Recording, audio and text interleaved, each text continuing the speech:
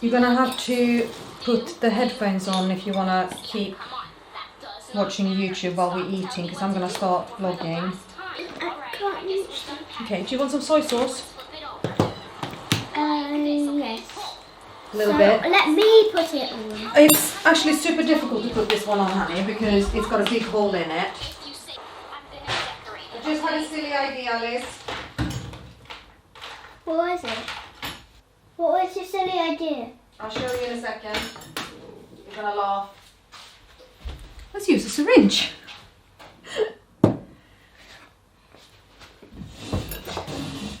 Okay, Elin, I'm gonna pick you up now, alright? You can stop grumping at me. And then hopefully I can eat in peace. You should do it every time we use soy sauce. Because then it's easier, so I can do it. Yeah, is it? Not myself. Okay. Look, there's lots of little dots. Amazing. Okay. Oh, Elin. I'm putting here some for the chicken. Alice and I are having crispy chicken with sweet and sour sauce. She's having noodles, I'm having rice, because I happen to have both leftover noodles and leftover rice, but only enough for one portion each.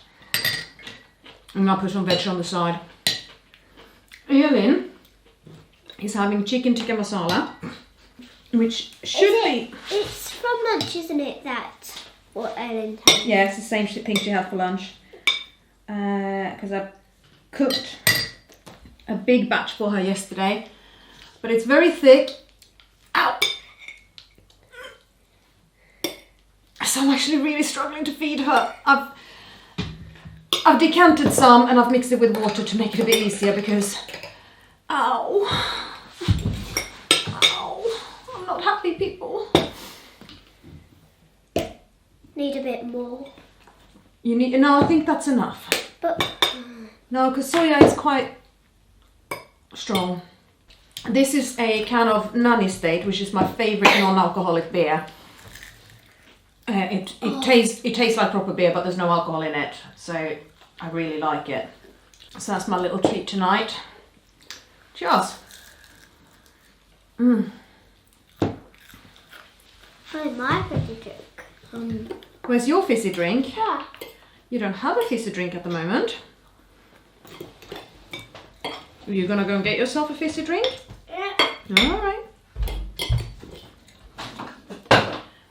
For all that I am genuinely having a bit of a shitty time at the moment, but Alice is very good. Apart from in the middle of the night when she tries to crawl under my skin. But yeah, she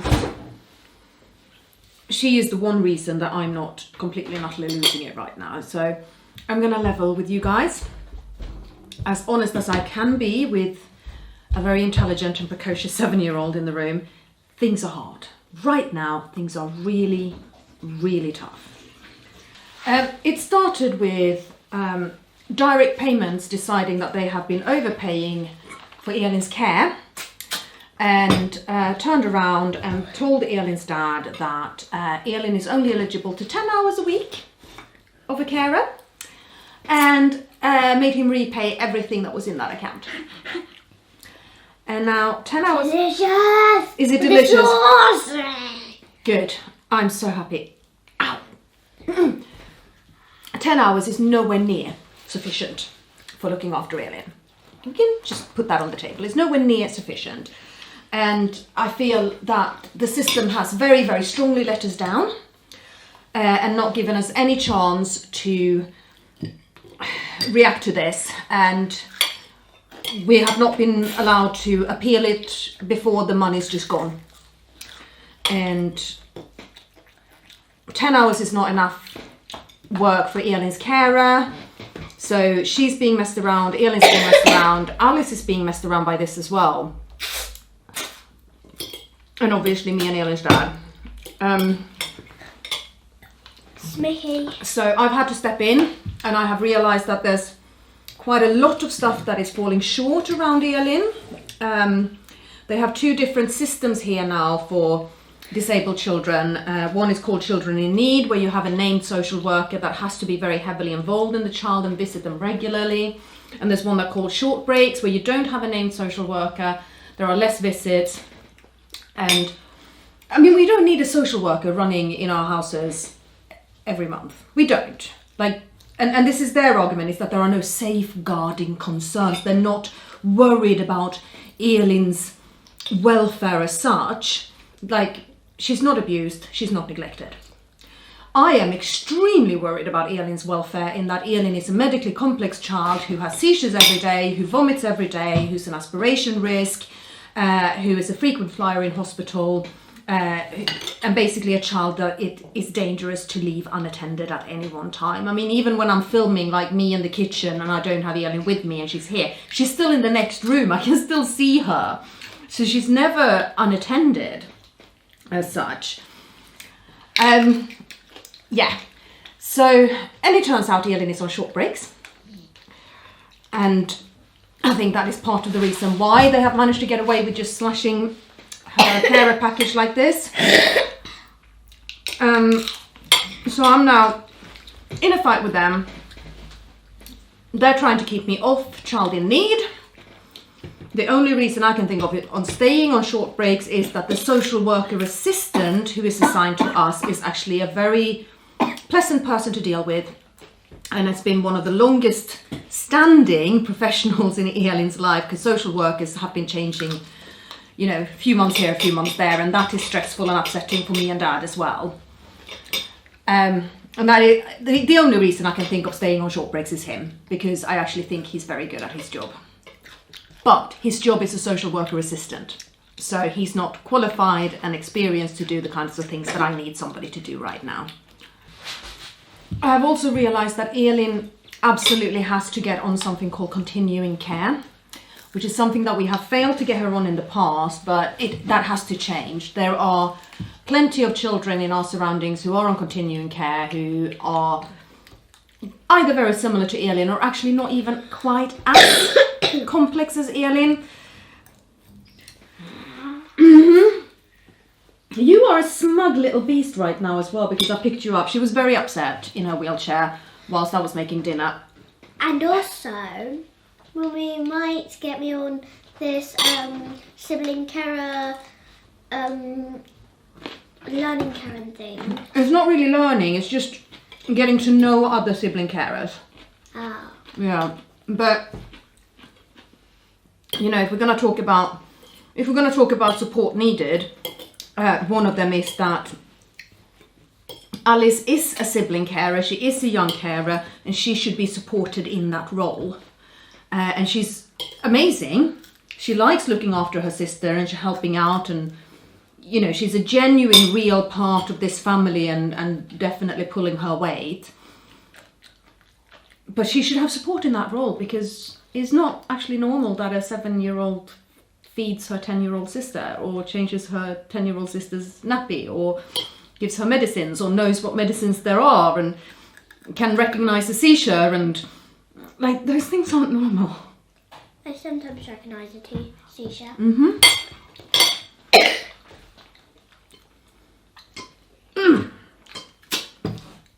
Yeah, and then getting on to continuing care is difficult, and I don't feel like the one person who really should be stepping up here and definitely pulling his weight, I don't really feel like he's pulling his weight. But thankfully I do feel like I have support from Bedford and District Cerebral Palsy Society, who have arranged for me to get a parent representative who's helping me with the forms. Elin's carer is amazing. She's doing a lot of research and reading and making notes and that kind of stuff. So when she's here tomorrow, we're going to sit down and hash out a few things as well. Remember the broken thing? Oh my god, the broken things. Yeah. My broken So let's head. leave. Yeah, you're broken. Alice. How's the stroke? Alice has an egg on her head because she walked it. What, did you walk into a door, or did a door bounce into your head or something? It bounced into my head, the toilet door. The toilet door at school, yeah. So she came in and said, "Mummy, I hurt myself at school," pulled up her fringe, and she's got a blue egg on her forehead. You probably can't see it on the camera, but it's there. So, this is my joke. Okay, this is my Yeah, joke. she said this yesterday and I fell over. She said this yesterday and I fell over laughing. I have a forehead, egg head, a normal head. So I've got 3 heads. Yes. Now Ellie's laughing about it. Laughing about it. And then everything else is falling apart. So this here is one of the foot plates for Elin's wheelchair. Yeah. This should obviously be on the wheelchair and not in my hand. It's not on Elin's wheelchair, so that's fallen off. So The bolts are falling. yeah, need to get wheelchair services on the case to fix it. No. Yeah. You have bolts. No, I'm gonna see if I have screws. Oh, ow, Elin! And now Elin's breaking. It is so difficult holding her now. She's so big and so heavy. My house has broke and these are broken. Mommy is very broken. It's not funny.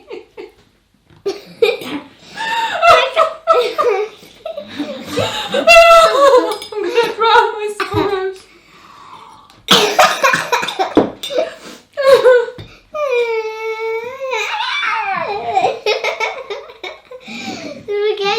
This would be much easier if you would just sit in your chair and be content with that and not scream at me and make yourself throw up. My food has managed to cool down too by now. Microwave it? No. I've already done that. I don't mind cold food. No, you don't. Oh! I am used to... Elin! Used to cold food. This is still very thick. Maybe I could Elin! get some water for you. Elin! I have mixed in water, honey. Yeah, I think you should put Ellen in her chair. Yeah, I think so too, but at least she's calm right now, right? Yeah, but let's just try it out. Elin! It's not funny. There's nothing going on with the noodles. Ow. This thing here is not meant to be in my hand either. This is meant to be in the wheelchair van. This is the plastic handle for the height adjustment lever on the driver's seat in the WAV. So that's broken off. I got bit of noodles. But the Ford garage, literally 2 minutes walk away from where I live, are gonna fix it for us. And at first, when I was in touch with Motability to get that sorted, actually I contacted the manufacturer, the converter of the van, so McElmeals, and she said it's not us doing it, but I'm gonna find out for you. So she contacted the Ford garage that will fix it and got the case on. And then she got back to me and she said, yeah, so you can take the van in on Thursday morning and leave it with them. And then they're going to look at what needs doing. And then they'll contact Motability and they will order the part. And, I'll get you. I'll get you. You take Mummy. You pick the van up and then they order the part. And then the part comes in, you bring the van back in again. I was thinking, I can't do this. And also on Thursday, that Thursday they were going to take the van in, I had to take her to the doctor. So you know what I did? I walked straight in because it's just 2 minutes walk up the road with this. And I explained the situation to them that, you know, we're a divorced couple who co-parent. The van goes where Elin is. Just bringing it in is not easy. There is another child in the picture. The van is the only vehicle we have. And so she... but you have to drive there because we need to bring the van there. Yeah. But not until... now that the part is already in there. So basically what she did is she got I emailed her the mileage and then she ordered the part for me. So she got the approval from Motability and ordered the part, and the part has come in. And so Dad's going to bring the van in on Tuesday morning and get that fitted. I mean, it literally just slides on. It'll take 2 seconds. And don't even ask me what this is. I've got a screw loose, people. I think this is a part of the power pack. Yeah. Yeah, right now it just feels like everything is falling apart and I have to fix everything that needs to be fixed. And I have arthritis in my hands. How am I supposed to keep feeding my child with arthritis? I mean, come on.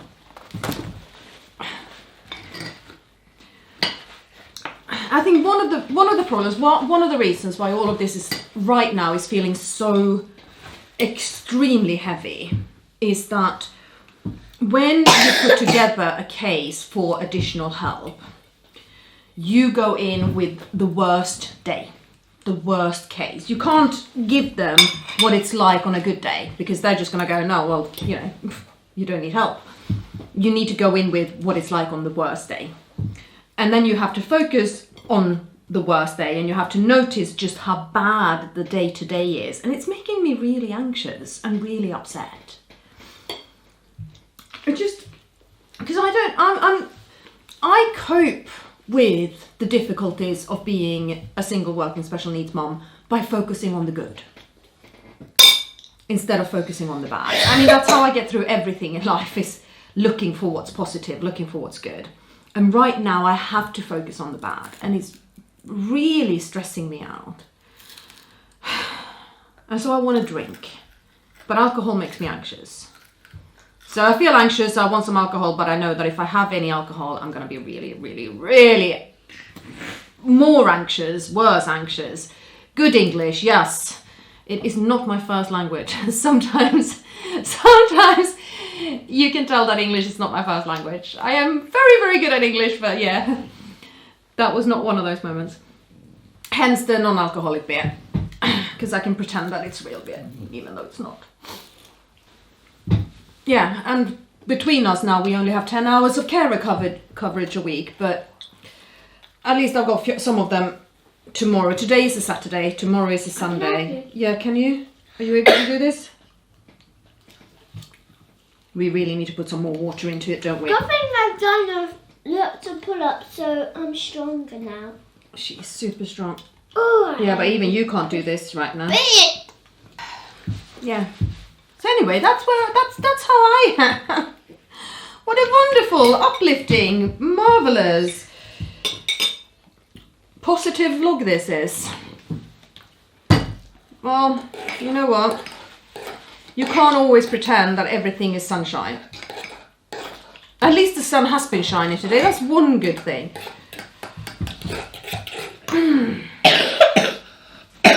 I'm reminded of when I grew up, when I went to secondary school in the 90s, late 80s, early 90s. There were a bunch of motivational posters around. This was in Sweden. And one of them was a mouse in a mouse trap. He's lying there drumming the ground and going, well, it's a bloody good thing the cat's not here at least. Because those were the kinds of motivational posters we had back then. Eat, pray, laugh. It's a bloody good thing the cat's not here. Yeah. I think it's a bloody good thing the cat is here because Luca is a very good emotional support kitty. And she looks after me and makes sure that I rest. Yeah. She makes this relaxing sound which makes you go to sleep. Yeah. And you relax. Mm-hmm. Now that I have spent however long this vlog is ending up to be, I've had enough. To bum you guys out, that's fine. I am gonna put Elin in her chair because I can't actually physically hold her any longer. I'm gonna finish my food, even though it's gone cold. I'm gonna finish feeding Elin, then it's time for Elin's bedtime medicines, and then I've gotta put both girls to bed and somehow put myself to bed. I'm gonna fall asleep on the sofa next to Elin with Alice lying on top of me, and then I'm gonna wake up with a crick in my neck and being really confused and not quite knowing where I am. That's what's gonna happen. But in the meantime, I think Elin and I are gonna watch some Brooklyn Nine-Nine, which is highly inappropriate, but there we are. Thank you for watching. Thank you for listening to my sad and upset rant. I am going to come back to you with much more constructive vlogs on how I'm getting through all of this bollocks. I might have to put a swear word warning on this video. And the kinds of things that hopefully will help somebody else in a similar situation when they have to get on to continuing care and when they have to fight for a social worker and all of this stuff. So it is going to come. I am going to snap out of this. And yeah, I'll get there. But right now it's tough. Right now I'm not happy. At least I've got Alice and Elin. And Luca. Yeah. Yeah. So, subscribe to ParentXP and hit the notification bell so that you don't miss any of those vlogs about this stuff. Yeah. And we're also going to come back with more fun vlogs and positive vlogs and fun things we do together. And look after yourselves, look after each other, and we'll see you again very soon. And yes, I have something to tell you. I've done more than 70 pull-ups, so I'm losing more money than I'm supposed to. Yeah, she's done 145 pull-ups now, so there will be a link in the description of this vlog to where you can donate to Alice's fundraiser, to BDCPS. And remember, it is BDCPS that are helping me with all of this stuff that I'm going through right now. They are the one organisation that is putting people in my corner to help me fight this. Yeah, also one of our carers are working at BCBS. Yeah, she is. Yeah. Yes, but it's hard to get me to swim, so yeah, I'm going to get me into a different time. Yeah. Yeah, so please donate to Alice's fundraiser because that charity is really helping us loads, and Alice is super proud of all the money she's raised so far and the fact that she's on 145 pull-ups already. She said she was going to do 70. So, yeah. And thank you very much. I've already done 70 more pull-ups. You have. Anyway, we're going to stop now. Thank you. Bye. Bye. Can you turn it off for me, please, honey? Yep.